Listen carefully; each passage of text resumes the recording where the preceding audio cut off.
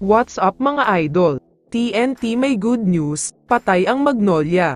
Pero bago mo sana ipagpatuloy ang panonood mo, ay huwag mong kalimutan na mag-subscribe bilang suporta sa aking YouTube channel. Maraming salamat idol.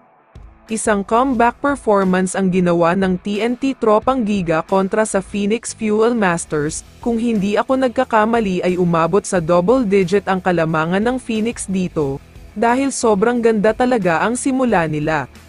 Pero biglang umarangkada nga ang TNT sa second quarter, na pinangungunahan naman ng kanilang napakalakas na import na si Rollir Hollis Jefferson, kaya binura nila ang double digit na kalamangan ng Phoenix. Kaya naman sa halftime ay 2 puntos na lang ang hinahabol ng mga ito, nagpatuloy ang pagbulusok ng TNT at lumobo na talaga ang kalamangan nila. Naubusan ng gas ang Phoenix Fuel Masters kaya hindi na sila nakahabol pa.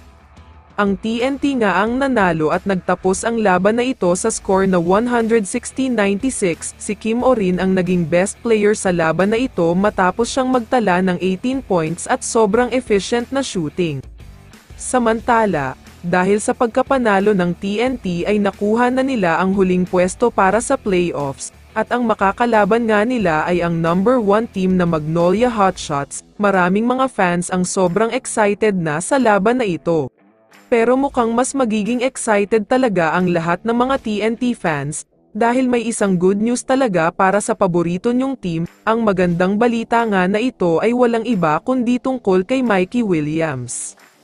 Alam naman nating lahat, na maglalaro dapat si Mikey Williams sa Strong Group Philippine team na lalaban sa Dubai International Championship, pero hindi siya pumunta at nagparamdam. May dahilan pala kung bakit niya ginawa ito.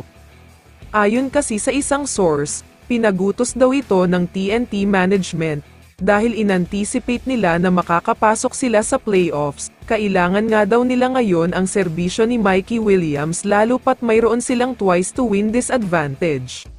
Kaya naman ayon sa mga source, pinapabalik na daw agad ng TNT itong si Mikey Williams sa Pilipinas. Para makahabol at makapag-ensayo, kailangan daw nitong magpakondisyon dahil siguradong malaki ang matutulong niya. Plano nga daw siyang i-activate ng TNT bago ang magiging laban nila, para hindi siya ma-scout ng Magnolia. Sobrang bad news ito para sa Magnolia, dahil nagbalik na nga si Castro at Pogoy tapos babalik pa si Williams. Delikado na talaga ang Magnolia dito. Kaya naman kung ikaw ang tatanungin idol, ano ang masasabi mo sa balitang ito?